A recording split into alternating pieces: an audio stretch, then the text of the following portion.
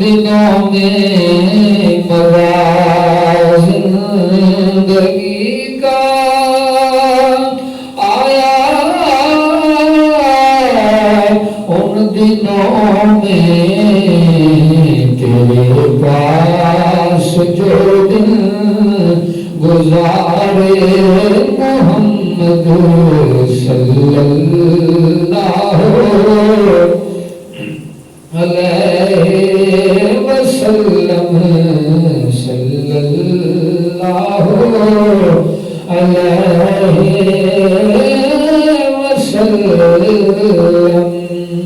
اور مقبرو حشر میں اور پل سے گزرتے، مقبرو حشر میں اور پل سے گزرتے، لگاؤں گا تیرے ہی نعرے محمد صلی اللہ علیہ وسلم۔ مل کے کہیے صلی اللہ علیہ وسلم۔ ٹوٹے دلوں کے سہارے محمد ہیں، بیچاروں کے چارے محمد صلی اللہ علیہ وسلم۔ اللہ وحدہ لا شریک جل جلالہ وعظم شانہ وتم برہانہ، ولا الہ غیر کی حمد اور ثنا کے بعد لاکھوں کروڑوں درود و سلام امام الانبیاء، خاتم الانبیاء، تاجدار انبیاء، وجہ تخلیق کائنات، باعث بزم رونق کائنات، احمد مجتبیٰ، شب اسرا کی دلہا،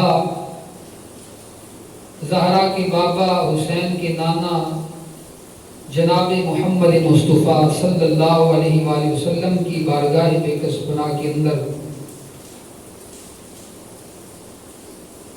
ہدیہ درود و سلام کا نذرانہ عقیدت لادادان عرض کرنے کے بعد نہایت ہی واجب الاحترام عزیز ساتھیوں، مسلمان بھائیوں، اللہ جل شانہ سبحانہ و تعالی نے اپنا خاص فضل و کرم فرمایا، اور ایک مرتبہ پھر اللہ نے سانوں ساڑیاں زندگیاں دے اندر عید الاضحیٰ جیسا مقدس اور بابرکت دن اللہ نے پھر دیکھنا نصیب فرمایا۔ اس مالک کائنات جل وعلا دا لکھاں کروڑا مرتبہ احسان عظیم جتنا شکر ادا کی کر رہے کم ہے کہ اللہ تعالیٰ نے اپنے حبیب صلی اللہ علیہ وآلہ وصحبہ وبارک وسلم دے غلاماں اللہ تعالیٰ نے ایک مرتبہ پھر سنت ابراہیم علیہ السلام تے عمل کرن دا ایک مرتبہ پھر موقع عطا فرمایا،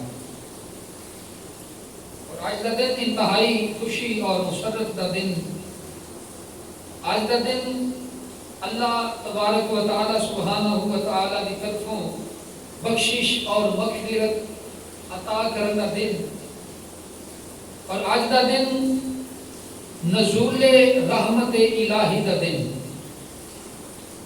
اور آج دا دن اللہ دے پاک پیغمبر جد الانبیاء حضرت ابراہیم علیہ السلام دی سنت نو زندہ کرتا دن۔ اللہ تعالیٰ نے قرآن مجید فرقان حمید دے اندر 8ویں سپارے دے اندر رب کائنات نے ارشاد فرمایا، قل ان صلاتی و نسکی و محیای و مماتی للہ رب العالمین، کہ اے محبوب اپنے غلاموں سے فرما دیجئے، اپنا کلمہ پڑھنے والوں سے فرما دیجئے، ان صلاتی بے شک میری نماز، و محیای و نسکی میری قربانیاں، و محیای میرا جینا، و مماتی اور میرا مرنا للہ رب العالمین، سب کچھ اللہ کے لیے ہے جو سارے جہانوں کا پروردگار ہے۔ فرمایا محبوب اپنے غلاموں سے فرما دیجئے قل انا بے شک صلاتی نماز و نسکی قربانیاں و محیایا تمہارا جینا و مماتی اور تمہارا مرنا للہ رب العالمین سب کچھ اللہ کی رضا کے لیے ہونا چاہیے جو سارے جہانوں کا پالنے والا ہے۔ اس آیت مقدسہ میں اللہ تعالیٰ شانہ ارشاد فرما رہا ہے کہ اگر بندہ نماز پڑھے تو اس میں رضا میں اللہ کی ہو، اگر نماز پڑھے تو اس میں رضا کس کی ہو؟ نماز پڑھے تو رضا اللہ کی ہو، اگر قربانی کرے تو رضا اللہ کی ہو، اگر اس دنیا میں جیے تو رضا اللہ کی ہو، اگر اس دنیا سے جائے تو رضا اللہ کی ہو۔ مطلب کہ ہر امر میں بندہ مومن کے ہر امر میں بندہ مومن کے ہر عمل میں اللہ کی رضا کا شامل ہونا ضروری ہے۔ کہ قربانی ہو تو اس میں دکھاوا نہ ہو، قربانی ہو اس میں دکھاوا نہ ہو، اس میں رضا اللہ کی ہو۔ جانور کی نمائش کرنا، جانور کو دکھانا، جانور مہنگا یا اچھا خرید کر لانا اور گلی چوک میں باندھ کر روب ڈالنا مقصد نہ ہو، بلکہ اللہ فرماتا ہے کہ محبوب اپنے غلاموں سے فرما دو کہ تمہاری زندگی کا ہر عمل جو ہے اس میں رضا میرے اللہ کی شامل ہونی چاہیے۔ بولیے رضا کس کی شامل ہونی چاہیے؟ رضا میرے اللہ کی ہر عمل میں۔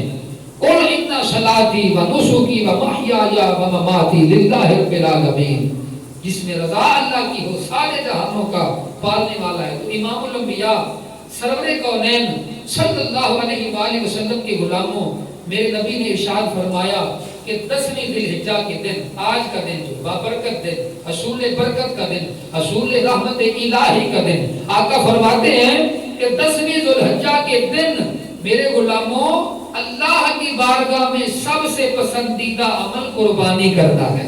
سبحان اللہ کہہ دیجیے ذرا۔ آقا فرماتے ہیں کہ 10ویں ذی الحجہ کے دن اللہ کی بارگاہ میں سب سے مقبول ترین عمل جو ہے نا، سب سے پسندیدہ جو سخاوت ہے، آقا فرماتے ہیں کہ وہ قربانی ہے۔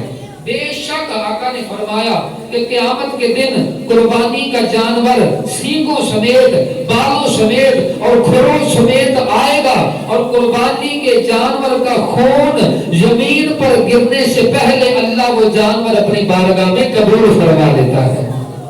آقا فرماتے ہیں کہ میرے غلاموں قربانی کے جانور کا خون زمین پہ گرنے سے پہلے، قربانی کے جانور کا خون زمین پر گرنے سے پہلے اللہ اپنی بارگاہ میں قبول فرماتا ہے اور اس قربانی کرنے والے کی بخشش فرما دیتا ہے، بشرطے کہ صرف نیت اچھی ہو، بشرطے کہ اس میں نیت میرے اللہ کی رضا کی ہو، اس میں نیت فقط رب خیر الانام کی رضا کی ہو، دکھاوا نہ ہو۔ تو آقا فرماتے ہیں کہ قربانی کے جانور کا خون زمین پر گرنے سے پہلے اللہ تعالیٰ اپنی بارگاہ میں قبول فرماتا ہے اور اس قربانی کرنے والے کی میرا اللہ وحدہ لا شریک بخشش فرما دیتا ہے۔ تو میرے حبیب کریم علیہ السلام کے غلاموں پھر آقا نے فرمایا فَتِیبُوا بِهَا نَفْسًا، بس تم پھر خوشی سے قربانیاں کیا کرو۔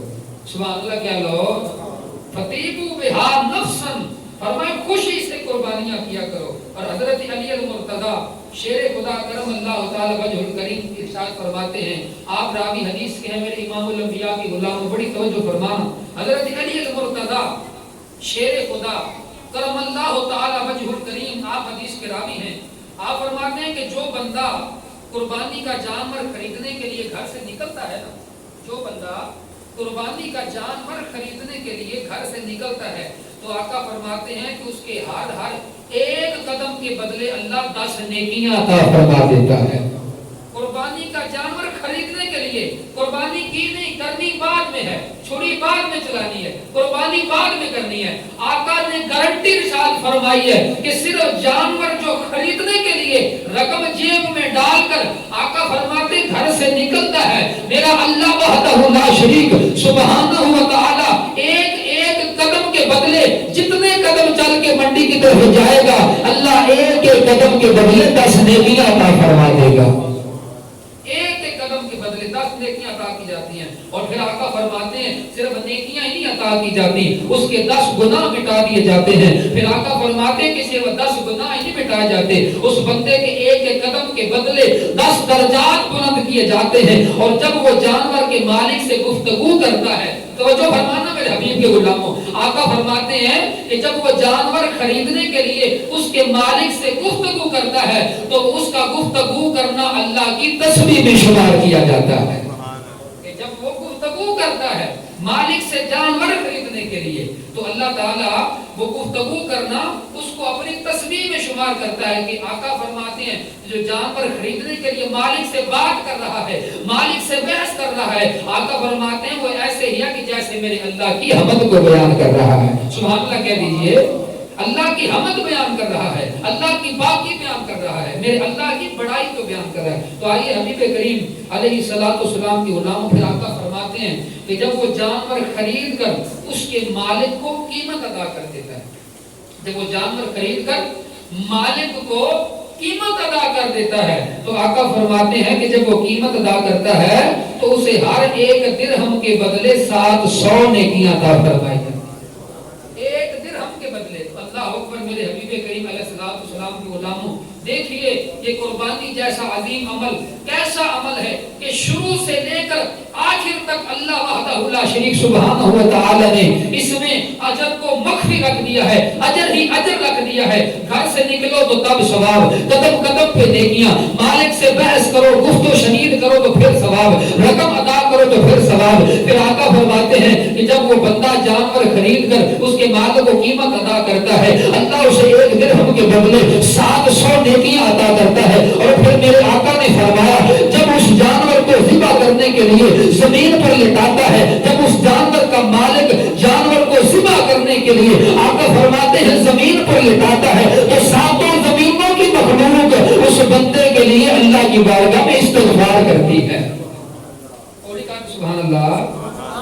آقا فرماتے ہیں کہ جب لٹاتا ہے جانور کو اللہ کی بارگاہ میں قربان کرتا ہے تو ساتوں زمینوں اور آسمانوں کی مخلوق اس بندے کے لیے بخشش اور مغفرت کی دعا کرتے ہیں، اس کے لیے استغفار کرتے ہیں۔ اور پھر جب وقت ذبح کرتے وقت آقا فرماتے ہیں اس جانور کا خون بہتا ہے، جب اس جانور کا خون بہتا ہے تو اللہ تعالیٰ اس کے ہر خون کے ایک ایک قطرے کے بدلے 10 فرشتے پیدا فرما دیتا ہے۔ 10 فرشتے پیدا ہوتے ہیں خون کے ایک ایک قطرے کے بدلے۔ آقا فرماتے ہیں جب ایک خون کے بدلے ہر ایک قطرے کے بدلے اللہ تعالیٰ 10 فرشتے پیدا کرتا ہے، جو فرشتے پھر بنتے ہیں نا وہ قیامت تک قربانی کرنے کے لیے دعا استغفار کرتے رہتے ہیں، قیامت تک قربانی کرنے والے کی بخشش کے لیے دعائیں مانگتے رہتے ہیں۔ پھر آقا نے فرمایا جب وہ قربانی کا گوشت تقسیم کرتا ہے، اللہ اکبر، جب وہ قربانی کا گوشت تقسیم کرتا ہے تو اسے ہر ایک لقمے کے بدلے حضرت اسماعیل کی اولاد سے ایک غلام آزاد کرنے کا ثواب عطا کیا جاتا ہے، حضرت اسماعیل کی اولاد سے ایک لقمے کے بدلے۔ تو پھر عزیزان گرامی کہ سنت ابراہیمی علیہ السلام پہ عمل کرنا یہ کیسا ایک عظیم عمل ہے، ذرا غور کرنا کہ شروع سے لے کر گھر سے چلنے سے لے کر بلکہ بخاری شریف کے مطابق انما الاعمال بالنیات، اعمال کا دار و مدار نیتوں پر ہے کہ جب وہ قربانی کی نیت کرتا ہے تو اللہ سبحانہ و تعالیٰ اس کو قربانی کی نیت کا بھی ثواب عطا فرما دیتا ہے، قربانی کی نیت کا بھی ثواب عطا فرما دیتا ہے۔ تو قربانی جیسا عظیم عمل عزیزان من اگر کوشش ہو بن پڑے تو اس عظیم عمل کو چھوڑنا نہیں چاہیے۔ یہ مال و دولت، یہ پیسہ، یہ آنے جانے والی چیزیں ہیں، لیکن اس سنت ابراہیمی جیسی عظیم اور یادگار سنت کو چھوڑنا نہیں چاہیے کہ جس میں اللہ نے اجر ہی اجر رکھ دیا ہے۔ تو آئیے مصطفیٰ کریم علیہ السلام کے غلاموں دیکھیے کہ یہ عمل قربانی جیسا اللہ سبحانہ و تعالی نے ہمیں عطا کیسے فرمایا، یہ قربانی جیسا عظیم عمل میرے پروردگار نے ہمیں عطا کیسے فرمایا۔ جہاں پہ بات کو میں نے جمعے کے خطبے میں چھوڑا تھا وہاں سے شروع کر رہا ہوں کہ اللہ سبحانہ و تعالی نے اپنے حبیب کے غلاموں صلی اللہ علیہ وآلہ وسلم کے غلاموں کو یہ قربانی جیسا عظیم عمل عطا کیسے فرمایا کہ 1,24,000 کم و بیش انبیاء اور رسول جتنے بھی اس کائنات میں آئے اللہ نے ہر نبی سے امتحان لیا۔ بولی اللہ نے ہر نبی سے، سارے بولی اللہ نے ہر نبی سے امتحان لیا۔ آدم آئے اللہ نے امتحان لیا، نوح آئے اللہ نے امتحان لیا، اگر جناب آدم سے لے کر جناب عیسیٰ تک اللہ نے ہر نبی سے، پیغمبر سے، ہر رسول سے میرے اللہ نے امتحان لیا۔ تو اسی طرح اللہ کے پاک پیغمبر جد الانبیاء جناب ابراہیم علیہ السلام کے جن کی یادگار سنت پہ آج پورا عالمی اسلام جو ہے وہ عمل کر رہا ہے. اللہ کے پیغمبر ابراہیم علیہ السلام، اللہ نے آپ سے بھی امتحان لیا، جان کا امتحان لیا، مال کا امتحان لیا، دولت کا امتحان لیا، اولاد کا امتحان لیا، ہر قسم کا امتحان لے کر جب اللہ کے پیغمبر ابراہیم علیہ السلام ہر خلت میں، ہر امتحان میں جب کامیاب ہوئے نا، تو اللہ نے اعلان فرما دیا، دنیا والوں سن لو میں ابراہیم نو اپنا خلیل بنا لیا ہوا ہے. سبحان اللہ کہہ لو، میں ابراہیم نو اپنا خلیل بنا لیا. ہن خلیل بنیا کیویں کہ جتھوں میں جمعے تو بات چھوٹی شروع کر رہا ہوں کہ اللہ دے پیغمبر ابراہیم علیہ السلام کو اللہ نے بڑے بڑے امتحان لے. ایک طویل لسٹ ہے، لمبی فہرست ہے آپ کے امتحانات دی کہ جو اللہ نے لے. آج میں جو عرض کر رہا ہوں کہ اللہ دے پاک پیغمبر ابراہیم علیہ السلام آپ نو آتش نمرود وچ ڈالیا گیا، آپ نے صبر کیا. نارے نمرود میں ڈالا گیا، اللہ کے پیغمبر نے صبر کیا. پھر حکم خداوندی پر اپنے نور نظر اور اہلیہ محترمہ کو، زوجہ کو فران کے جنگل میں چھوڑائے. اللہ نے فرمایا خلیل یہ حکم رب جلیل، فرمایا اپنے بیٹے کو لے. وہ بیٹا اسماعیل، کہ باپ بھی پیغمبر اور بیٹا بھی پیغمبر، ابراہیم بھی پیغمبر، اسماعیل بھی پیغمبر. بیٹا بھی کوئی عام بیٹا نہیں، پیغمبر ہے، جلیل القدر پیغمبر بیٹا اسماعیل. حکم ہوا، فرمایا کہ خلیل یہ حکم رب جلیل، فرمایا اپنی بیوی کو بھی لے لو، اپنے بیٹے اسماعیل کو بھی لے لو، جا کے فران کی جنگل کی تاریکیوں میں، تنہائیوں میں بیوی بچوں کو چھوڑ کے آ جاؤ. عرض کی مولا کہ تو نے مجھے آگ میں چھلانگ لگانے کا حکم کیا، میں نے لبیک کیا. یا اللہ تو نے میرے سے مال کی قربانی مانگی، یا اللہ میں نے پیش کی. یا اللہ تو نے میرے سے جان کی قربانی مانگی، یا اللہ میں نے پیش کی. یا رب العالمین اب اگر تیرا حکم ہے کہ میں تیرے حکم سے، تیری عطا سے اپنی بیوی کو فران کے جنگلوں میں چھوڑا، اپنے بچے کو فران کے جنگلوں میں چھوڑا، تو یا اللہ جیسے تو راضی ہے ویسے میرا بندہ ابراہیم بھی راضی ہے. یا اللہ جس طرح تو راضی ہے، تیرا پیغمبر ابراہیم ویسے راضی ہے. تو عزیزان گرامی توجہ فرمانا، اللہ نے حکم فرمایا آپ اپنے نور نظر اسماعیل علیہ السلام اور اہلیہ محترمہ کو فران کے جنگل میں چھوڑ آتے ہیں. ان آزمائشوں کے بعد اللہ تبارک و تعالیٰ نے ایک اور امتحان لیا کہ جب حضرت اسماعیل علیہ السلام چلنے پھرنے کے قابل ہو گئے تو سیدنا ابراہیم علیہ السلام نے خواب میں دیکھا کہ وہ اپنے بیٹے سیدنا اسماعیل کو ذبح کر رہے ہیں، اپنے بیٹے اسماعیل کو ذبح کر رہے ہیں. اب نبی کا خواب جو ہوتا ہے وہ وحی خدا ہوتا ہے. نبی کا خواب عام نہیں ہوتا، نبیوں کا خواب جو ہوتا ہے وہ وحی خدا ہوتا ہے. اللہ کے پیغمبر اسماعیل علیہ السلام خواب ابراہیم دیکھتے ہیں خواب میں کہ حضرت اسماعیل کو میں ذبح کر رہا ہوں. چنانچہ جب آپ بیدار ہوئے تو اپنی بیوی سیدہ ہاجرہ سلام اللہ علیہا سے فرمایا کہ میں بیٹے کو خواب میں دیکھتا ہوں کہ میں خواب میں ذبح کر رہا ہوں، خواب میں ذبح کر رہا ہوں. میرے بیٹے کو نہلا دھلا کر کپڑے پہنا دو، میں اس کو کہیں لے کر جانا چاہتا ہوں. سیدہ ہاجرہ سلام اللہ علیہا نے خوش دلی سے اپنے نور نظر کو تیار کیا اور سیدنا خلیل علیہ السلام نے ایک چھری اور رسی ہاتھ میں لی اور اپنے بیٹے کو لے کر جنگل کی طرف چل دیے. جنگل بیابان کی طرف چل دیے. اللہ اکبر. اب جنگل کی طرف جا رہے ہیں، دونوں باپ بیٹا میٹھی میٹھی گفتگو کر رہے ہیں، میٹھی میٹھی باتیں کرتے جا رہے ہیں. جب شیطان نے یہ منظر دیکھا نا، ابراہیم ہر امتحان میں کامیاب ہوا ہے. ابراہیم اللہ کی طرف سے دیے گئے ہر امتحان پہ کامیاب ہوا. اللہ نے دولت کا امتحان مانگا، ابراہیم نے دولت کو پیش کیا، مال کو پیش کیا، جان کا نذرانہ مانگا، پیش کیا. اب اگر اولاد کا نذرانہ مانگنے جا رہا ہے، اب اگر اولاد کی قربانی مانگنے جا رہا ہے تو ابراہیم اس قربانی سے پیچھے بھی نہیں ہٹ رہا. اب شیطان نے جب یہ منظر دیکھا نا تو ابراہیم کی بارگاہ میں حاضر ہوا، آ کے عرض کرتا ہے